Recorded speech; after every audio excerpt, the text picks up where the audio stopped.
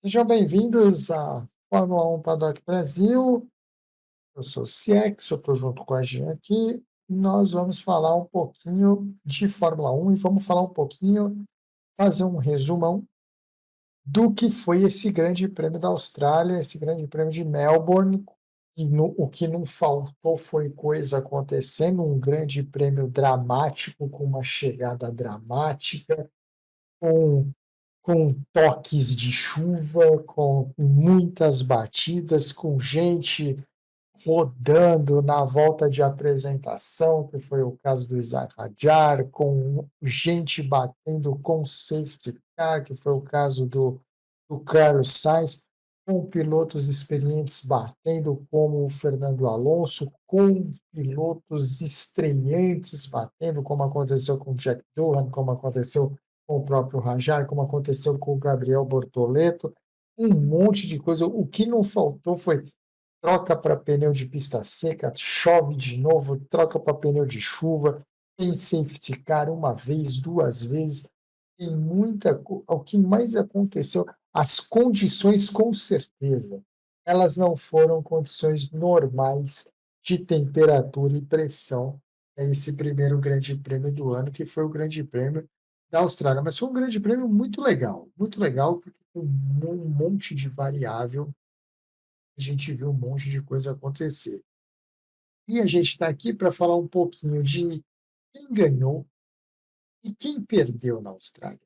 Quem sai, quem saiu do autódromo ali no Albert Park sorrindo e foi para o aeroporto com um sorriso no rosto para encarar a China, e quem saiu do Albert Park meio que escondendo o rosto, meio que não querendo aparecer muito, direto para o avião e que vai chegar na China de cabeça bem grande, porque aconteceram muitas coisas desagradáveis e erradas. É hora de falar de quem ganhou e de quem perdeu no Grande Prêmio de Melbourne, no Grande Prêmio da Austrália em Albert Park. Vou passar a bola para a Jean, e a Jean vai começar falando um pouco de quem ganhou, de quem saiu bem, de quem foi o cara do final de semana. Olha, quem foi o cara é bem discutível, mas com certeza quem ganhou foi o Lando Norris.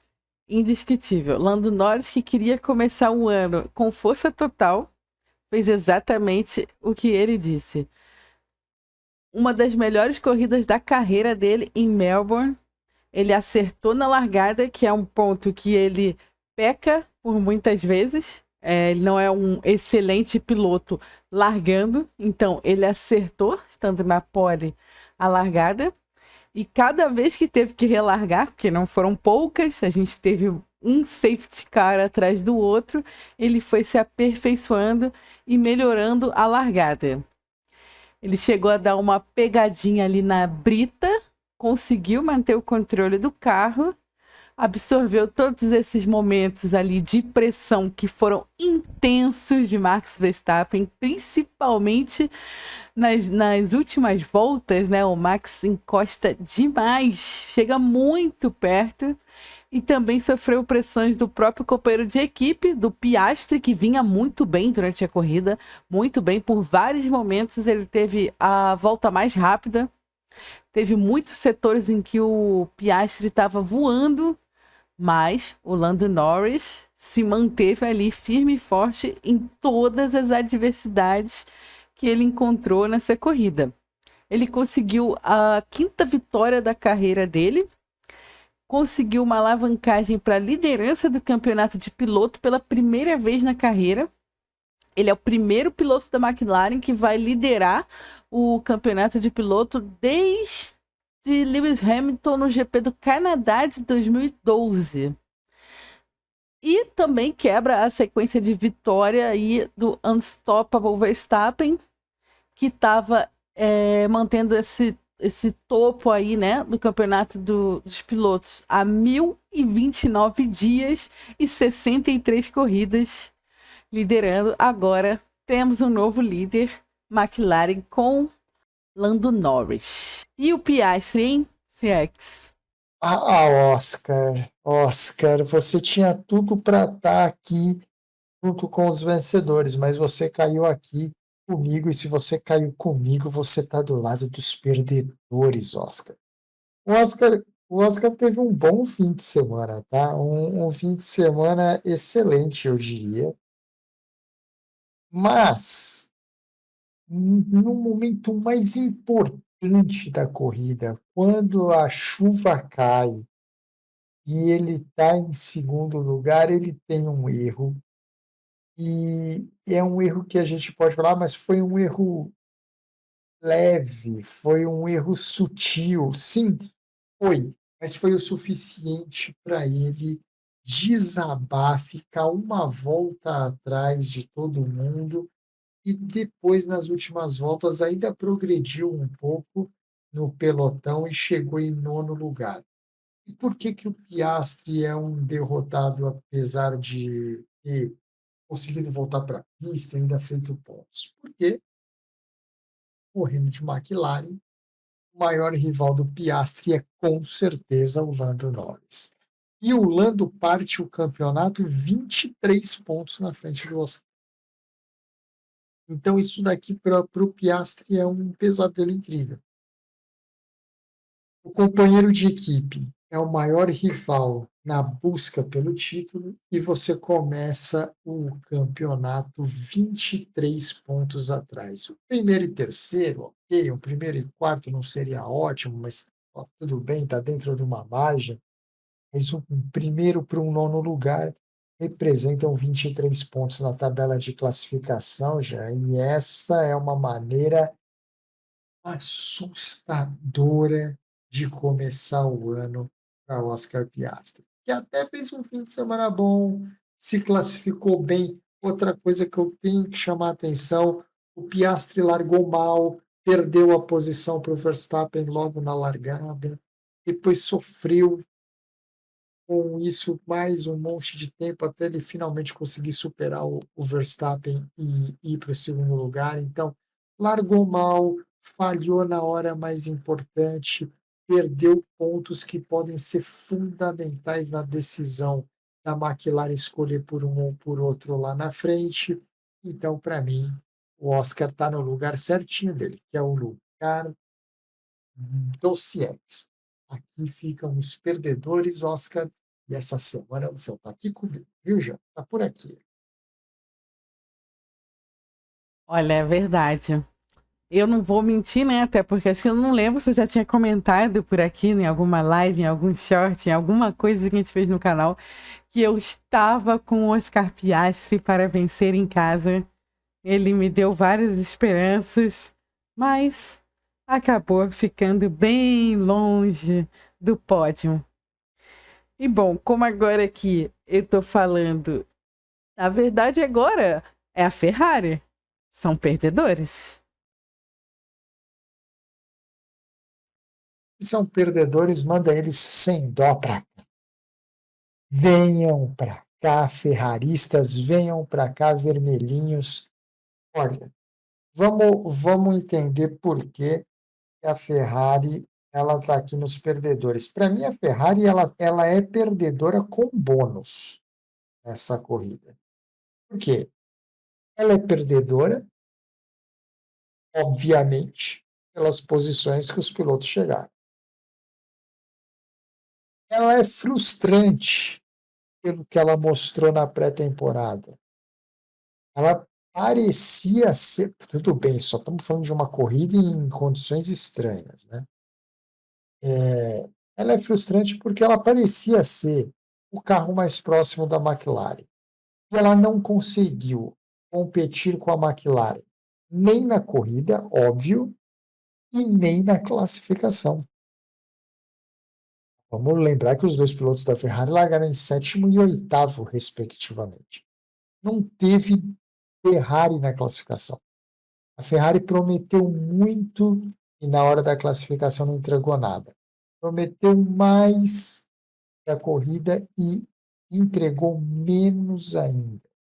E para carimbar o selo de perdedor com louvor. Ferrari ainda cometeu, isso não foi só ela, né? Mas ela é a Ferrari, né? Cometeu um terrível erro, um horrível erro, um vergonhoso erro de deixar ambos os carros dela com pneu para pista seca na hora que começa a chover. A Ferrari foi para especulação total, a Ferrari foi para o gamble com os dois carros. O que aconteceu? A chuva que a Ferrari estava esperando que fosse rápida não foi rápida e ela foi obrigada a chamar os dois pilotos para o box. Lembrando que em algum momento o Hamilton chegou a ser líder da prova por causa dessas mudanças.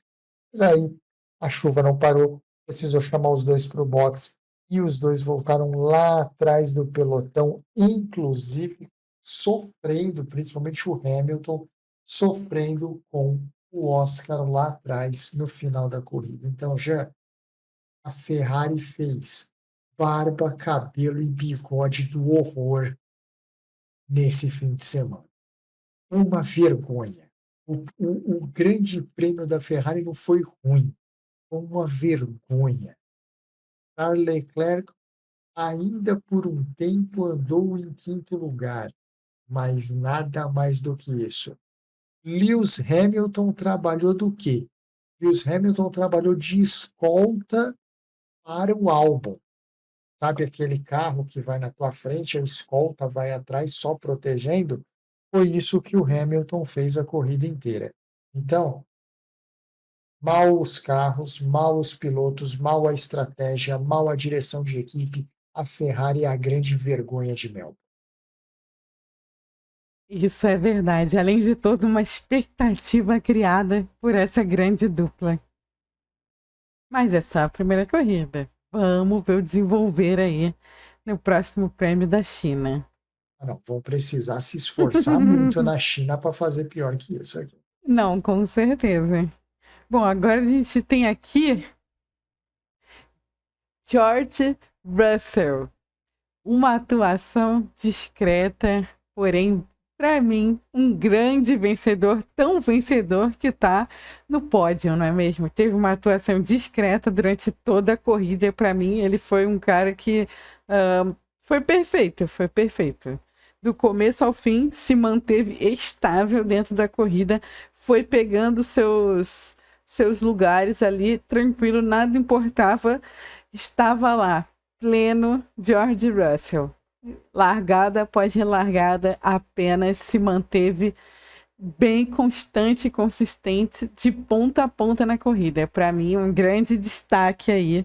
E foi premiado com isso, né? Pegou o terceiro lugar do pódio. Muito, muito bom. Agora vem mais um vencedor. Kimi Antonelli, o italiano. Olha, esse foi candidato ao prêmio do piloto do dia. Na minha opinião, o piloto do dia. Mas aí é só a minha opinião. Bom, apenas um menino sai no grid da 16ª posição e quando ele ultrapassa a bandeira quadriculada, ele é o quarto colocado.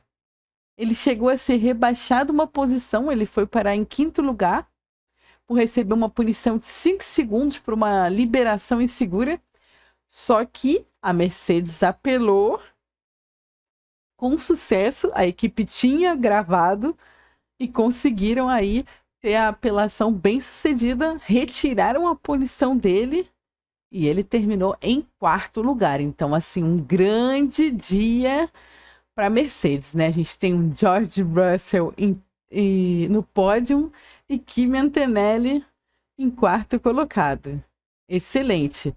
Ele se tornou o 79º piloto a pontuar como estreante na Fórmula 1, com apenas 18 anos, tá? É o segundo mais jovem pontuador da história, atrás apenas do tetracampeão Max Verstappen. Lance Stroll. Bom, ele com certeza foi um vencedor, né? Alonso vinha tranquilo, tentando pegar os pontinhos da Aston Martin, que teve ali suou bastante para conseguir os pontos, porém bate forte no muro e acaba com a chance de pontuação. Mas Lance Stroll, que garantiu os pontinhos para Aston Martin, começa a temporada pontuando com a 6ª posição, que para ele é um resultado enorme. O canadense também admitiu que a equipe fez uma excelente escolha em dar para ele pneus intermediários no final da corrida. Isso foi fundamental para ele conseguir subir ali para o top 10. E por isso, para mim, ele é um grande vencedor aí. Outro grande vencedor é não só a Williams, Alex Albon, que não teve o melhor momento na segunda metade da temporada passada, mas começou 2025 da melhor maneira possível, com uma corrida brilhante, conseguindo a 5ª posição. Teve a ajuda do Carlos Sainz, que acabou batendo no começo e ficando fora. Ele ficou lá dentro com a equipe, aconselhando e ajudando o companheiro, que foi fundamental para ele conseguir ajustar os momentos corretos de fazer o pit stop e pegar outros pneus. O piloto tailandês já tinha impressionado, conseguido a 6ª colocação no grid, mas dentro da corrida ele conseguiu passar por várias adversidades e garantiu o melhor resultado para Williams desde 2022. Antes disso, o melhor resultado tinha acontecido em 2017, no GP do Azerbaijão. Tinha tido um bom resultado no GP que foi encurtado da Bélgica de 2021, quando Lance Stroll terminou na 3ª posição. Isso fez com que ele levasse 10 pontos a mais do que eles marcaram na temporada inteira. Nico Hülkenberg, pela Sauber, com certeza um vencedor. Se você parar para pensar que a Sauber teve que esperar 23 corridas na temporada passada para marcar um ponto, e Hülkenberg de cara consegue pontuar na sua primeira corrida do ano, é um resultado espetacular, tanto para a equipe quanto para ele. Apesar que o Hülkenberg sempre vai bem quando ele está pilotando em Albert Park. Ele domina o GP de Melbourne, sempre vai bem, sempre pontua. O piloto de 37 anos já conseguiu o 7º lugar em Melbourne 6 vezes nos últimos 8 anos. Ele que chegou com um contrato aí de acordo com a Haas, de longo prazo, que sabe que essa equipe vai se tornar Audi, né? Então, já está aí se preparando para a próxima temporada e usando toda a sua experiência, seus 37 anos, para se manter longe de problemas durante a corrida e pegar pontos valiosos. Já pensando no futuro, um grande dia para Hülkenberg e para Sauber. E por pouquinho, o nosso brasileiro também não arrumava uns pontinhos aqui para Sauber. Foi por pouco. Se mantesse na corrida, ia ser um dia histórico aí para Sauber. Vamos ver quem é o próximo agora, hein? Olha aí. Agora não são mais vencedores. Agora é a turma dos perdedores, dá todos eles para mim. Eu já vou fazer um resumão deles todinhos aqui. Eu vou falar de Racing Bulls, eu vou falar de Alpine e vou falar de Haas. E vamos tentar já meio que qualificar, se é que é possível, as 3. Vamos começar pela Racing Bull. A Racing Bull olha, a Racing Bulls é um negócio muito mentiroso, né? Ela gerou uma expectativa inacreditável, fez ótimos treinos, classificou o Tsunoda super bem, 5º lugar, colocou o Hadjar em 11º, fez um período de treinos de sexta e sábado fantásticos. Entrou para a corrida do domingo com aquela expectativa absurda. dá-se a autorização para a volta de apresentação e o Isaac Hadjar bate na volta de apresentação. Claro, é uma cena triste, o Hadjar ficou triste, chorou muito, estava inconformado com o que aconteceu. Mas acontece, grandes pilotos já tiveram esse tipo de acidente também, mas é realmente destruidor para a equipe, destruidor para a equipe. E depois, apesar do problema do Hadjar, foi para a corrida e o Tsunoda fez uma corrida excelente, excelente entre os 10 primeiros o tempo todo, porém, aí vem a Racing Bull e toma a mesma pílula do inacreditável que tomou a Ferrari. Deixou o Tsunoda na pista uma volta a mais na chuva com pneu de pista seca. Resultado, a gente já sabe pelo que aconteceu na Ferrari, né? Tsunoda cai para 12º lugar e de lá ele nunca mais sai e a Racing Bull fica sem pontos numa corrida que ela tinha tudo para pontuar com os dois pilotos. Não vou, obviamente, nem faz sentido, não vou crucificar o Hadjar aqui na primeira corrida. Vamos esperar um pouco, vamos dar um tempo para ele. As condições do Albert Park eram terríveis, ainda mais para a primeira corrida da carreira do menino na Fórmula 1. Cometeu um erro, eu acho que é muito mais grave do que o erro do Hadjar, que obviamente é um erro que tem que ser conversado e não pode se repetir. E se ele se repetir, aí vai ser outra história. Mas muito mais sério do que o erro do Hadjar é o erro da equipe, é o erro da equipe Red Bull. Red Bull não, desculpa, Racing Bull. E pega o Tsunoda com o pneu seco e faz a mesma coisa que a Ferrari fez. Deixou uma volta a mais com a pista molhada. A Ferrari foi destruída por isso e a Racing Bull perdeu os pontos do Tsunoda pelo mesmo motivo. Então, sim, não foi vergonhoso como a Ferrari, mas foi bem feio de ver o que aconteceu com a Racing Bull nessa corrida. Vamos ver o que vem para o que eles apresentam na China, porque ficaram devendo, prometeram demais e entregaram de menos. Essa mesma balada de perdedores aqui, a gente vai falar direto da Alpine agora. Olha, a Alpine, ela não chega muito badalada, não. Ela não chega mesmo muito badalada para essa corrida. Aí entra o final de semana, a Alpine começa a andar muito bem. Daqui a pouco vamos para o treino oficial. O Gasly se classifica em nono lugar. O Jack Durham se classifica em 14º. São ótimos resultados para a Alpine. O do Gasly é fantástico, tá? Mas o Durham, primeira corrida do ano, primeira corrida na Fórmula 1, ótimo também.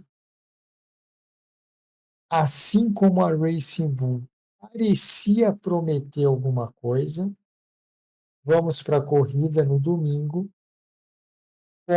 Começa a corrida, tem todos aqueles problemas com o Isaac Hadjar, mas logo no começo da corrida, o Jack Durham bate, deixa a corrida toda na mão do Gasly e faz uma boa corrida, se mantém entre os 10 primeiros o tempo todo, mas no final da corrida também bate.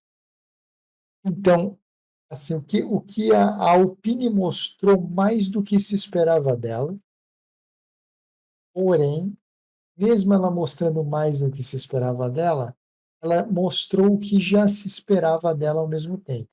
Porque se todo mundo estava esperando um carro fraco que andou bem, todo mundo estava esperando o quê? Pilotos de mais ou menos para fraco e ambos bateram. Então, a Alpine fica